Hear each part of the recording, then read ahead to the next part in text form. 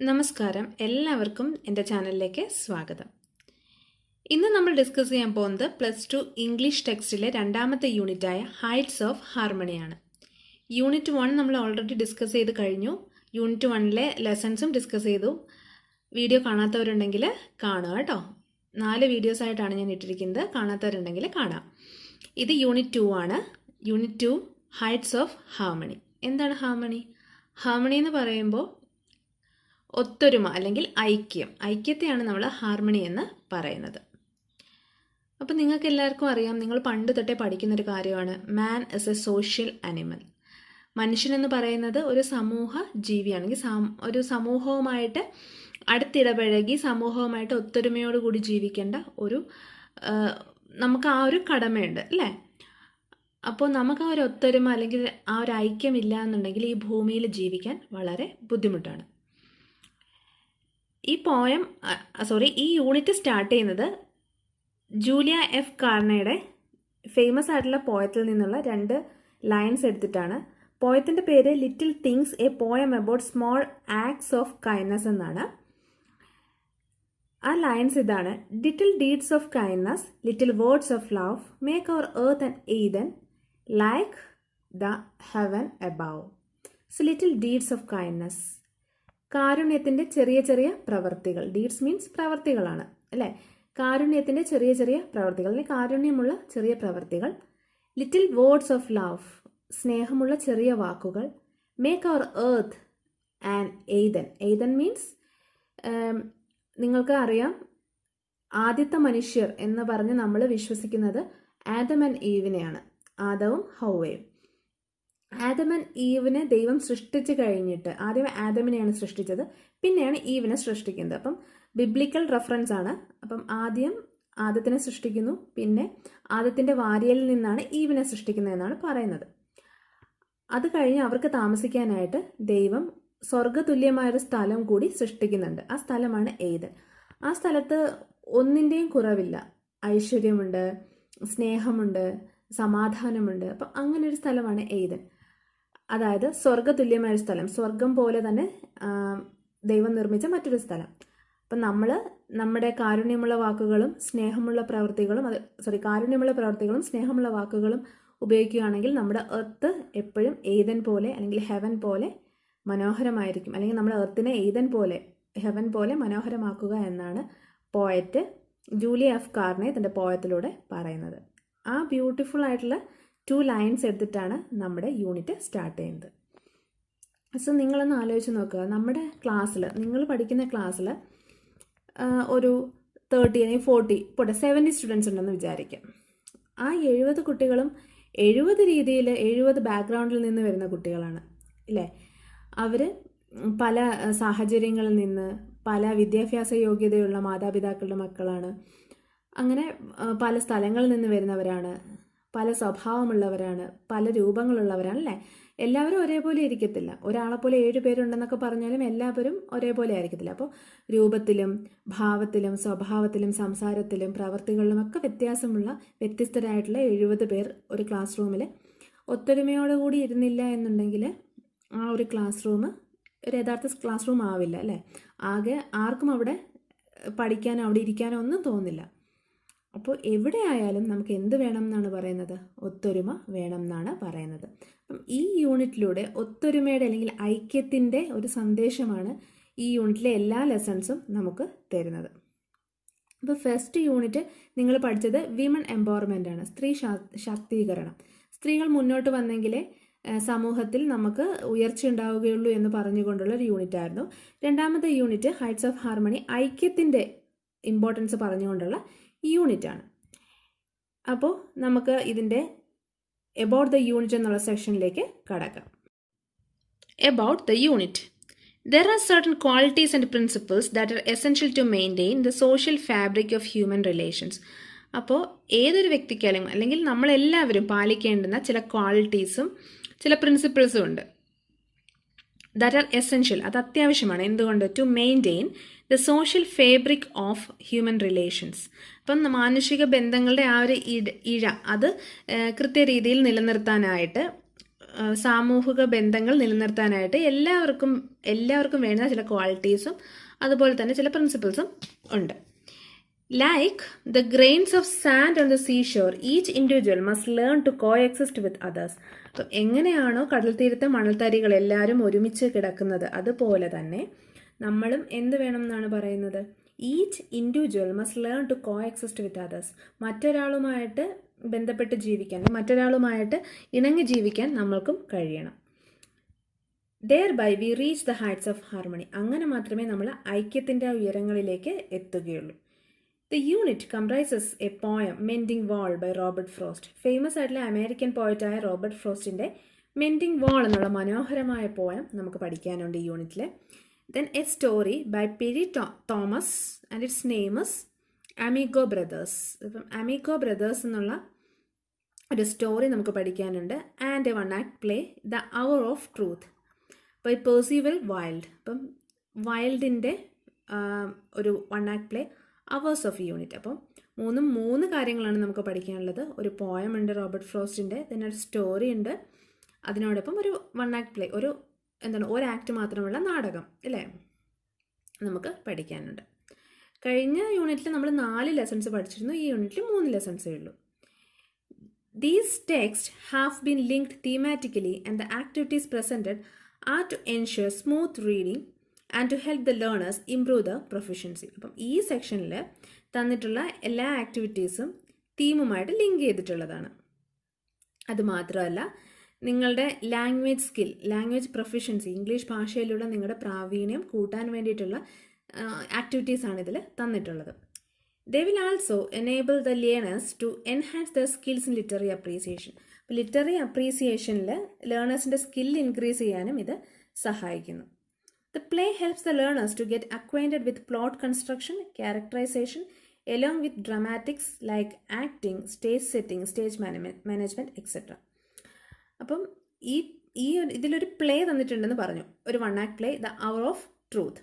അപ്പം നമ്മൾ കഴിഞ്ഞ യൂണിറ്റിൽ പ്ലേ ഒന്നും പഠിച്ചിട്ടുണ്ടായിരുന്നില്ല. ഒരു അനക്ഡോട്ട് പഠിച്ചിട്ടുണ്ടായിരുന്നു, ദെൻ ഒരു ഷോർട്ട് സ്റ്റോറി പഠിച്ചിട്ടുണ്ടായിരുന്നു, പിന്നെ ഒരു സ്പീച്ച് പഠിച്ചിട്ടുണ്ടായിരുന്നു, ഒരു പോയം പഠിച്ചിട്ടുണ്ടായിരുന്നു. അങ്ങനെ 4 ഡിഫറെൻ്റ് ആയിട്ടുള്ള കാര്യങ്ങളാണ് പഠിച്ചിട്ടുണ്ടായിരുന്നത്. പക്ഷേ ഈ യൂണിറ്റിൽ നിങ്ങൾക്കൊരു പ്ലേയും കൂടി പഠിക്കാനുണ്ട്. ആ പ്ലേ തന്നിരിക്കുന്നത് എന്തിനാണെന്ന് ചോദിച്ചു കഴിഞ്ഞാൽ, നിങ്ങൾക്ക് ഒരു നാടകത്തിൽ എന്തൊക്കെ വേണം എന്ന് മനസ്സിലാക്കാൻ വേണ്ടിയിട്ടാണ്.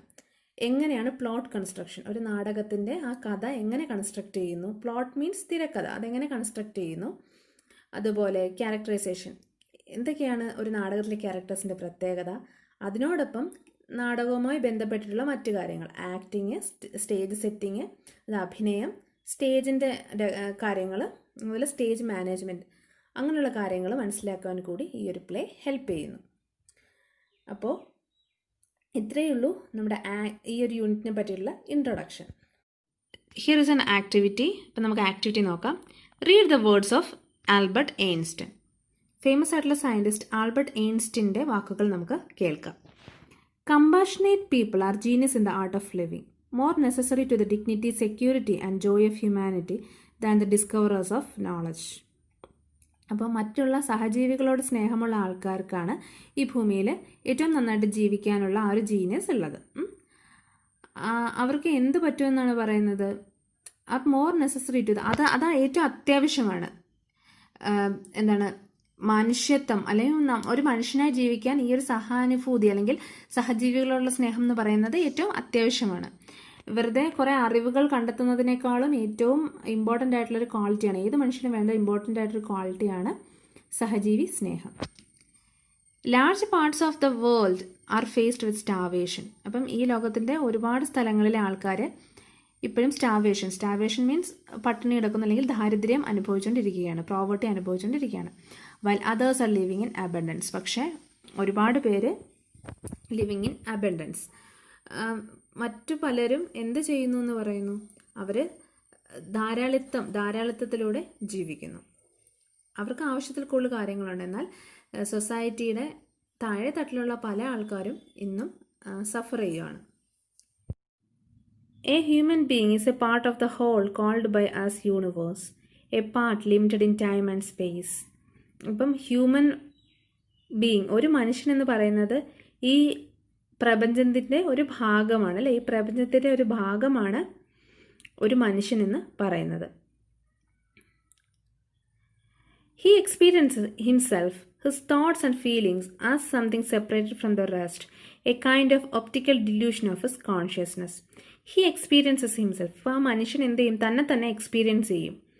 His thoughts and feelings as something separated from the rest. മറ്റുള്ളവരിൽ നിന്നും വ്യത്യസ്തമായ തോട്ട്സും ഫീലിങ്സും അയാൾക്ക് ഉണ്ടാവും. അതെന്ന് പറയുന്നത് A kind of optical delusion ആണെന്നാണ് പറയുന്നത്. അതായത് ഒരു വിഷ്വലായിട്ടുള്ളൊരു വഞ്ചന. ഡെല്യൂഷൻ മീൻസ് ഒരു വഞ്ചനയാണ് ഓഫ് ഹിസ് കോൺഷ്യസ്നെസ്. അപ്പോൾ ബേസിക്കലി മനുഷ്യരെല്ലാം ഒന്നാണെന്നാണ് പറയുന്നത്. പക്ഷെ നമുക്ക് വ്യത്യസ്തമായ ചിന്താഗതികളുണ്ടെന്നൊക്കെ പറയുന്നത് ഒരു എന്താണ് കാണുമ്പോൾ ഉള്ളൊരു വഞ്ചനയാണതെന്നാണ് പറയുന്നത്. കാരണം എല്ലാ മനുഷ്യരും ബേസിക്കലി പല നിറങ്ങളുള്ള ആൾക്കാരായിരിക്കും, പല സ്വഭാവമുള്ള ആൾക്കാരായിരിക്കും, പല രൂപമുള്ള ആൾക്കാരായിരിക്കും. പക്ഷെ അവരെല്ലാം ബേസിക്കലി ഒന്നാണെന്നാണ് ഈ ഒരു ലൈൻസിലൂടെ ഉദ്ദേശിക്കുന്നത്. This dilution is A kind of prison. അപ്പം ഈ തരത്തിലൊരു വഞ്ചന ഒരു കൈൻഡ് ഓഫ് പ്രിസൺ ആണ്, ഒരു തടവറയാണ് ഫോർ അസ്, നമുക്ക്. Restricting us to our personal desires to affection for a few person nearest to us.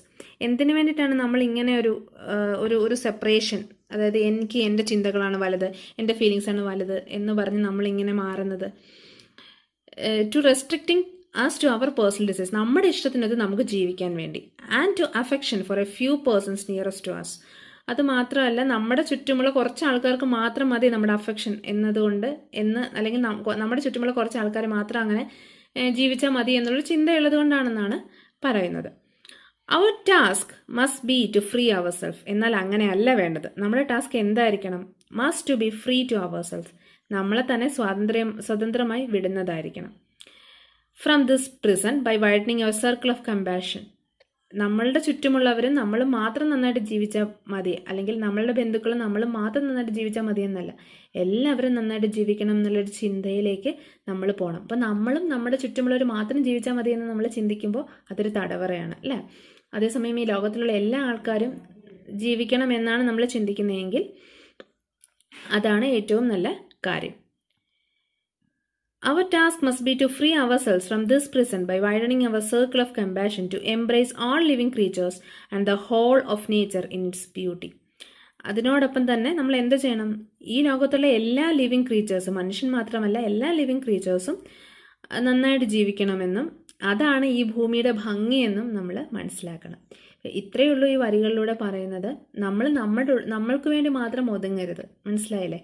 നമ്മൾ എന്തും, നമ്മുടെ ചിന്തകളും നമ്മുടെ പ്രവൃത്തികളും ഒക്കെ നമുക്ക് വേണ്ടി മാത്രം ഒതുങ്ങരുത്. അത് ഈ ലോകത്തുള്ള എല്ലാവർക്കും അതിലൂടെ പ്രയോജനമുണ്ടാകണം എന്നുള്ള രീതിയിലേക്ക് വേണം കാര്യങ്ങൾ ചെയ്യാൻ, നമ്മുടെ ചിന്തകളായാലും നമ്മുടെ പ്രവൃത്തികളായാലും. എങ്ങനെ സഹജീവികളോട് സ്നേഹം കാണിക്കാം എന്നതിനെ പറ്റി ചിന്തിക്കുമ്പോൾ ഒരുപാട് ജീവിതങ്ങൾ, ഒരുപാട് വ്യക്തിത്വങ്ങൾ അങ്ങനെ സഹജീവികളോട് സ്നേഹം കാണിച്ച് ജീവിച്ച് മരിച്ചു പോയിട്ടുണ്ട് ഈ ലോകത്ത്. ഒരു ഉദാഹരണം പറഞ്ഞാൽ, നിങ്ങൾ ഫസ്റ്റ് ഇയറിൽ, അതായത് നിങ്ങളുടെ +1 11th നിങ്ങൾ ഫസ്റ്റ് യൂണിറ്റിലൊരു സ്പീച്ച് പഠിച്ചിട്ടുണ്ട്. APJ അബ്ദുൽ കലാമിൻ്റെ സ്പീച്ച്. ഫേമസ് ആയിട്ടുള്ള, കൊച്ചു കുഞ്ഞുങ്ങൾക്ക് പോലും അറിയാവുന്ന നമ്മുടെ ഇന്ത്യയുടെ മുൻ രാഷ്ട്രപതിയായിരുന്ന APJ അബ്ദുൽ കലാമിൻ്റെ സ്പീച്ച്. അദ്ദേഹത്തിൻ്റെ ജീവിതം ഒന്ന് ആലോചിച്ച് നോക്കൂ. ഒരു നെഗറ്റീവ് പോലും നമുക്ക് ചൂണ്ടിക്കാണിക്കാനില്ല. സത്യമല്ലേ? അദ്ദേഹത്തിൻ്റെ ജീവിതം മുഴുവൻ അദ്ദേഹം രാഷ്ട്രത്തിന് വേണ്ടിയിട്ടാണ് ചിലവഴിച്ചത്. ഈ രാഷ്ട്രത്തിലെ ഓരോ ആൾക്കാർക്കും വേണ്ടിയിട്ടാണ്, ഓരോ ഇന്ത്യക്കാരന് വേണ്ടിയിട്ടുമാണ് അദ്ദേഹം ജീവിച്ചത്. പോസിറ്റീവ്സ് അല്ലാതെ ഒരു നെഗറ്റീവും ഒരു രാഷ്ട്രീയക്കാരനും ഒരു വ്യക്തിക്കും, ഇന്ത്യയിലെ ഒരു വ്യക്തിക്കും അദ്ദേഹത്തിൻ്റെ ഒരു നെഗറ്റീവും ചൂണ്ടിക്കാണിക്കാനില്ല. അദ്ദേഹത്തിൽ നിന്ന് പുറത്തേക്ക് വന്നത് മുഴുവൻ പോസിറ്റീവ് എനർജിയാണ്.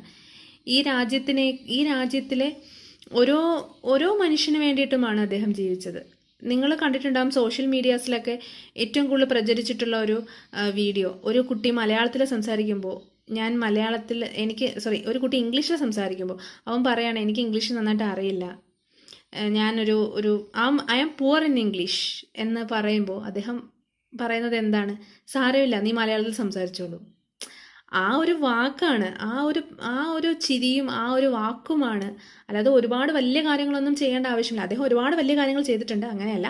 പക്ഷേ നമ്മളെപ്പോലെയുള്ള, നമ്മളെന്നൊക്കെ പറയുമ്പോൾ അത് വെച്ചൊക്കെ നോക്കുമ്പോൾ ഒന്നുമില്ല അല്ലേ. അപ്പം നമ്മളെപ്പോലുള്ളവരിലൂടെ വരുന്ന ആ ഒരു പുഞ്ചിരി മതി ഈ ഒരു സമൂഹത്തിലെ ഒരു സഹജീവി മനോഭാവം കാണിക്കാൻ. ചില ചോദ്യങ്ങൾ ഒഴിവാക്കേണ്ടതാണ് അല്ലേ. ചില ചോദ്യങ്ങൾ നമ്മൾ ഒഴിവാക്കണം. എന്നാൽ ചില വാക്കുകൾ നമ്മൾ പറയുന്നത് ഈ സമൂഹത്തിന് പ്രചോദനമാവണം. അത്രയൊക്കെ ചെയ്താൽ മതി. ചോദിക്കാൻ പാടില്ലാത്ത ചില ചോദ്യങ്ങൾ ഒഴിവാക്കുകയും എന്നാൽ അങ്ങോട്ട് പോസിറ്റീവ് എനർജി കൊടുക്കാൻ പറ്റുന്ന സാഹചര്യമുണ്ട് എന്നുണ്ടെങ്കിൽ പോസിറ്റീവ് എനർജി കൊടുക്കുകയും ചെയ്യാൻ പറ്റണം. ഫസ്റ്റ് യൂണിറ്റിൽ നിങ്ങൾ പഠിച്ചിട്ടുള്ള ഒരു അനക്ഡോട്ട് ഉണ്ട്, ഹൊരിഗല്ലു. അതിൽ പറയുന്ന ഒരു ഏറ്റവും ഫേമസ് ആയിട്ടുള്ള ഒരു രത്ന എന്നുള്ള ക്യാരക്ടർ പറയുന്ന ഒരു കാര്യമുണ്ട്. മറ്റൊരാളുടെ വിഷമം കേൾക്കാനുള്ളൊരു മനസ്സ് മതി. അയാൾ വിഷമം പറയുമ്പോൾ അത് ജസ്റ്റ് കേട്ടിരുന്നാൽ മതി. അങ്ങോട്ട് മറുപടി പറയുകയോ ഒന്നും വേണ്ട, അയാളെ ഹെൽപ്പ് ചെയ്യുകയോ ഒന്നും വേണ്ട. കേട്ടിരിക്കാനുള്ള മനസ്സ്, ലിസൺ ചെയ്യാനുള്ള ആ ഒരു കാതുകൾ, ആ ഒരു മനസ്സ്, അതാണ് സഹജീവി മനോഭാവത്തിൽ ഏറ്റവും നല്ലൊരു കാര്യം എന്ന് പറയുന്നത്, അല്ലേ? അതിനെ നമുക്ക് സഹജീവികളോടുള്ള സ്നേഹം എന്ന് പറയാം. മറ്റുള്ളവരുടെ വിഷമം കേട്ടിരിക്കാനുള്ളൊരു മനസ്സ്. അപ്പം ഇത്രയേ ഉള്ളൂ ആ ഒരു ആക്ടിവിറ്റി. അതിലെ താഴെ ക്വസ്റ്റ്യൻസ് 2 തന്നിട്ടുണ്ട്. What are the Rolls of the people in protecting and ensuring the rights of what are the Rolls of the following in protecting and ensuring the rights of people? അപ്പോൾ ഓരോ ആൾക്കാരുടെ അവകാശങ്ങൾ സംരക്ഷിക്കാൻ അല്ലെങ്കിൽ ഉറപ്പാക്കാൻ ഓരോരുത്തരുടെ റോൾ എന്താണ്? ഫോർ എക്സാമ്പിൾ, ഇൻഡിവിജ്വൽസ്, വ്യക്തികളുടെ റോൾ എന്താണ്? ഒരാളുടെ റൈറ്റ്, ഒരാളുടെ അവകാശങ്ങൾ ഉറപ്പിക്കാൻ വ്യക്തികളുടെ റോൾ എന്താണ്? പൊളിറ്റിക്കൽ പാർട്ടികളുടെ റോൾ എന്താണ്? NGOs, നോൺ ഗവൺമെൻറ്റൽ അസോസിയേഷൻ്റെ റോൾ എന്താണ്? ഗവൺമെൻറ്റിൻ്റെ റോൾ എന്താണ്? ഓക്കെ, വ്യക്തികൾ, നമ്മൾ ഓരോരുത്തരും വ്യക്തികളാണ്. നമ്മുടെ റോൾ എന്തായിരിക്കും? അതിനെപ്പറ്റി നിങ്ങൾ ചിന്തിക്കുക. പൊളിറ്റിക്കൽ പാർട്ടീസിൻ്റെ റോൾ എന്താണ്? ഒരുപാട് പൊളിറ്റിക്കൽ പാർട്ടീസ് ഉണ്ട്, അവരുടെ റോൾ എന്താണ്? NGOസിൻ്റെ റോൾ എന്താണ്? ഗവൺമെൻറ്റിൻ്റെ റോൾ എന്താണ്? And second question, imagine that your school has decided to form an organization to extend assistance to the society. In its first meeting, you present your opinions about the functioning of the organization.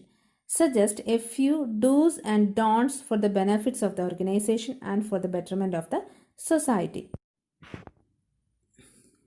അപ്പോൾ രണ്ടാമത്തെ question എന്ന് പറയുന്നത്, നിങ്ങൾ സ്കൂളിൽ നിങ്ങളൊരു organisation തുടങ്ങാനായിട്ട് പോവുകയാണ്. Okay, first മീറ്റിങ്ങിൽ, അതായത് സൊസൈറ്റി ഹെൽപ്പ് ചെയ്യാനായിട്ട് നിങ്ങളും ഒരു ഓർഗനൈസേഷൻ തുടങ്ങുകയാണ് സ്കൂളിൽ. ആൻഡ് നിങ്ങൾ അതിൽ ഫസ്റ്റ് ഒരു സ്പീച്ച് അവതരിപ്പിച്ചു. അതിൽ ഒരു മീറ്റിങ്ങിൽ നിങ്ങൾ നിങ്ങളുടെ ഒപ്പീനിയൻ പ്രസൻറ്റ് ചെയ്തു. അപ്പോൾ എന്തൊക്കെ ഡൂസ് ആൻഡ് ഡോൺസ്, എന്തൊക്കെ ആവശ്യങ്ങളോ ആവശ്യമില്ലായ്മകളോ, അല്ലെങ്കിൽ എന്തൊക്കെ ചെയ്തുകൂടാ, അങ്ങനത്തുള്ള കാര്യങ്ങളാണ് നിങ്ങൾക്ക് പറയുവാനുള്ളത്. ഇതാണ് സെക്കൻഡ് ക്വസ്റ്റ്യൻ. അപ്പോൾ നമുക്ക് ഫസ്റ്റ് ക്വസ്റ്റ്യൻ നോക്കാം. ഈ സമൂഹത്തെ പ്രൊട്ടക്റ്റ് ചെയ്യാൻ ഓരോരുത്തർക്കുമുള്ള റോളിനെ പറ്റിയിട്ടാണ് ഫസ്റ്റ് ക്വസ്റ്റ്യൻ. ഇൻഡിവിജ്വൽ, എന്താണ് ഓരോ വ്യക്തിയുടെയും റോള്? നിങ്ങളുടെ റോൾ എന്താണ്? നിങ്ങളൊന്ന് ചിന്തിച്ച് നോക്കുക. സോ ഇന്ത്യ എന്ന് പറയുന്നത് ഒരു ഡെമോക്രാറ്റിക് കൺട്രിയാണ്, അല്ലേ? പല രാജ്യങ്ങളും പല രീതിയിലാണ് ഭരണം നടത്തുന്നത്. ചിലടത്ത് രാജാക്കന്മാരായിരിക്കും, ചിലടത്ത് പട്ടാള ഭരണമായിരിക്കും. ഇവിടെ നമ്മൾ തന്നെ വോട്ട് ചെയ്ത് നമ്മൾ തന്നെ നമ്മുടെ നേതാക്കളെ തിരഞ്ഞെടുത്തതാണ്. അപ്പോൾ ഒരു ഇൻഡിവിജ്വൽ എന്നുള്ള രീതിയിൽ നമ്മൾക്ക് എന്തൊക്കെ ചെയ്യാൻ പറ്റും? ബേസിക്കലി നമ്മൾ മനസ്സിലാക്കേണ്ട ഒരു കാര്യം, എല്ലാവർക്കും അവകാശങ്ങളുണ്ട്. സത്യമല്ലേ? എനിക്കുള്ള പോലത്തെ അവകാശങ്ങൾ തന്നെയാണ് നിങ്ങൾക്കും ഉള്ളത്. മാക്സിമം മറ്റൊരാളുടെ അവകാശത്തിൽ നമ്മൾ കൈ കടത്താതിരിക്കുക. അതാണ് ഒരു ഇൻഡിവിജ്വൽ എന്നുള്ള രീതിയിൽ നമുക്ക് ചെയ്യാൻ പറ്റുന്ന ഏറ്റവും വലിയ കാര്യം. Don't interfere in others personal or don't interfere in unnecessary matters of others. അതാണ് ഏറ്റവും നന്നായിട്ട് ചെയ്യാൻ നമുക്ക് പറ്റുന്ന ഒന്നാമത്തെ കാര്യം. രണ്ടാമത്തെ കാര്യം, എല്ലാവർക്കും സ്വാതന്ത്ര്യമുണ്ട്. നമ്മുടെ ഭരണഘടനയിൽ എല്ലാവർക്കും എന്തൊക്കെ ചെയ്യാം, എന്തൊക്കെ ചെയ്തുകൂടാ എന്ന് പറഞ്ഞിട്ടുണ്ട്. നമുക്ക് സംസാരിക്കാനുള്ള സ്വാതന്ത്ര്യമുണ്ട്, ഇഷ്ടമുള്ള മതത്തെ പിന്തുടരാനുള്ള സ്വാതന്ത്ര്യമുണ്ട്, അല്ലേ? ഇഷ്ടമുള്ള രീതിയിൽ നടക്കാനുള്ള സ്വാതന്ത്ര്യമുണ്ട്. അതായത് സമൂഹത്തിന് നിരക്കുന്ന രീതിയിൽ, സമൂഹം അക്സെപ്റ്റ് ചെയ്യുന്ന രീതിയിൽ നടക്കാൻ, നമുക്ക് ഇഷ്ടമുള്ള രീതിയിൽ നടക്കാനുള്ള സ്വാതന്ത്ര്യമുണ്ട്. അപ്പോൾ മറ്റൊരാളുടെ ഇഷ്ടത്തിന് അയാൾക്ക് വസ്ത്രം ധരിക്കാനുള്ള സ്വാതന്ത്ര്യമുണ്ട്, മാന്യമായ വസ്ത്രധാരണം. ആർക്കും മറ്റൊരാളുടെ വസ്ത്രത്തെ നമ്മൾ ചോദ്യം ചെയ്യേണ്ട ആവശ്യമില്ല, അത് അയാളുടെ റൈറ്റാണ്. മറ്റൊരാളുടെ സംസാരത്തിന് എല്ലാവർക്കും കാര്യങ്ങൾ പറയാനുള്ള റൈറ്റ് ഉണ്ട്. അപ്പം മറ്റൊരാളുടെ സംസാരത്തിന് നമ്മൾ ഒരിക്കലും എന്ത് ചെയ്യാൻ പാടില്ല? നമ്മളത് ചോദ്യം ചെയ്യാൻ പാടില്ല. നമ്മുടെ അഭിപ്രായം പറയാമെന്നല്ലാതെ നീ പറഞ്ഞാൽ തെറ്റാണ് എന്ന് പറഞ്ഞുകൊണ്ട് ഒരിക്കലും അയാളെ വിമർശിക്കാനുള്ള അധികാരം വിമർശിക്കാം. അത് ഹെൽത്തി ആയിട്ടുള്ളൊരു വിമർശനമായിരിക്കണം. അതല്ലാതെ അതിൻ്റെ പേരിൽ വഴക്കുണ്ടാക്കാനോ അതിൻ്റെ പേരിൽ അയാളെ ഹരാസ് ചെയ്യാനോ അതൊന്നും ഒരു ഇൻഡിവിജ്വൽ എന്ന രീതിയിൽ നമുക്ക് ചെയ്യാൻ അധികാരമില്ല. അപ്പം അങ്ങനെയുള്ള കാര്യങ്ങൾ. പിന്നെ ഓരോരുത്തർക്കും അവരുടേതായ ആശയങ്ങൾ എക്സ്പ്രസ് ചെയ്യാനുള്ള സ്വാതന്ത്ര്യമുണ്ട്. നാളെ നിങ്ങളൊരു ബുക്ക് പബ്ലിഷ് ചെയ്യുന്നു, എനിക്കൊരിക്കലും പറയാനുള്ള സ്വാതന്ത്ര്യമില്ല അത് പബ്ലിഷ് ചെയ്യരുത്, എനിക്ക് ആ വിഷയം ഇഷ്ടമല്ല അതുകൊണ്ട് നീ അത് പബ്ലിഷ് ചെയ്യരുത് എന്ന് പറയാനുള്ള സ്വാതന്ത്ര്യം എനിക്കും ഇല്ല. മറിച്ച് ഞാനൊരു ബുക്ക് പബ്ലിഷ് ചെയ്യുകയാണെങ്കിൽ അങ്ങനെ പറയാനുള്ള സ്വാതന്ത്ര്യം നിങ്ങൾക്കും ഇല്ല. അപ്പം നമ്മളുടെ dos and don'ts, we must understand about our dos and don'ts while living in this society. Every human being has their own rights and others must accept that. Okay, അതാണ് individual എന്നുള്ള രീതിയിൽ നമുക്ക് ചെയ്യാൻ പറ്റുന്ന കാര്യങ്ങൾ. Now political parties. As you all know, നമ്മൾ തന്നെയാണ് political പാർട്ടീസിനെ തിരഞ്ഞെടുക്കുന്നത്.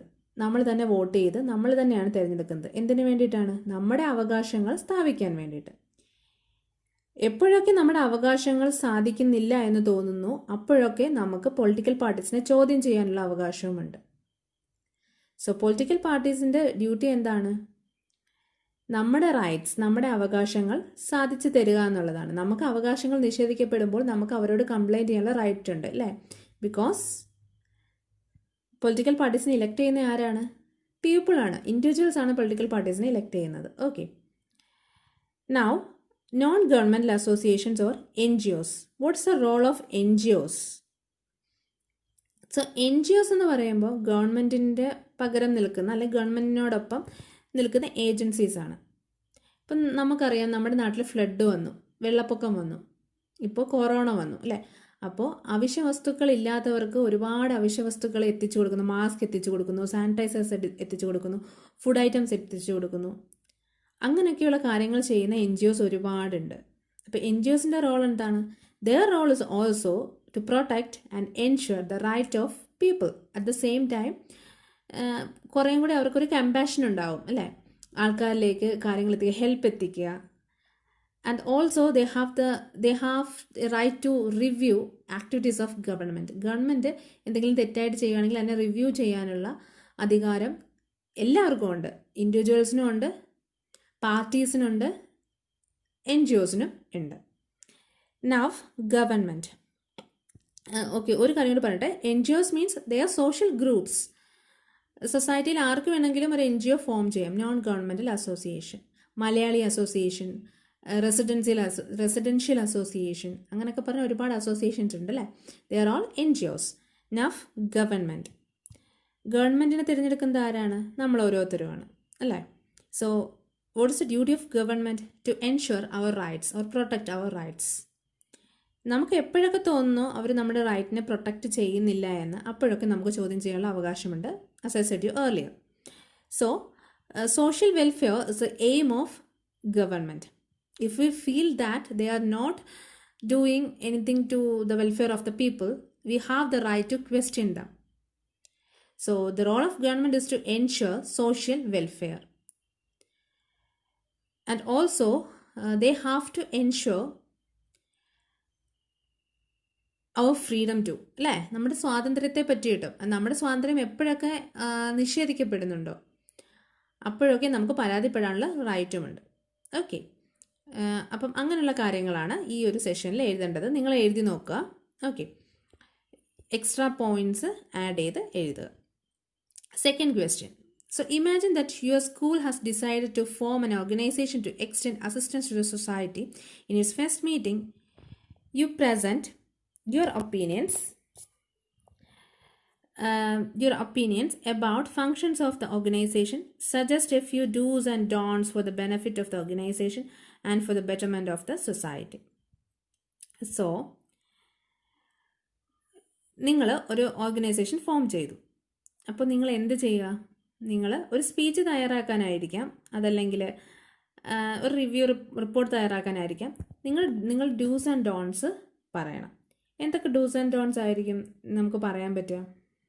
ഓർഗനൈസേഷൻ്റെ എയിം എന്തായിരിക്കണം? ഡൂസിനകത്ത് നമുക്ക് പറയാം. Number 1, the aim of organisation is to help poor or deserving people. പാവപ്പെട്ടവരെ അല്ലെങ്കിൽ അർഹതപ്പെട്ടവരെ സഹായിക്കുക എന്നുള്ളതാണ് ഈ ഓർഗനൈസേഷൻ്റെ എയിം.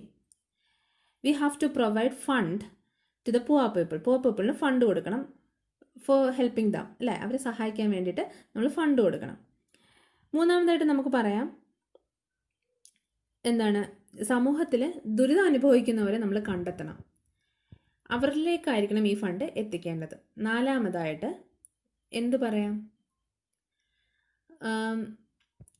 അതിനെ പറ്റിയിട്ട് ഒരു ലിസ്റ്റ് നമ്മൾ തയ്യാറാക്കണം. എന്നിട്ട് നമ്മൾ അന്വേഷിക്കണം, ശരിയായിട്ട് ഉള്ള ആൾക്കാരെ തന്നെയാണോ ഇത്, പാവപ്പെട്ടവരാണോ, ദുരിതം അനുഭവിക്കുന്നവരാണോ എന്ന് നമ്മൾ മനസ്സിലാക്കണം. ആഫ്റ്റർ ദാറ്റ് നമ്മൾ അവരുടെ ആ ഒരു ദുരിതം അകറ്റാനുള്ള എന്തെങ്കിലും ചെയ്യാൻ പറ്റുമെങ്കിൽ ചെയ്യണം.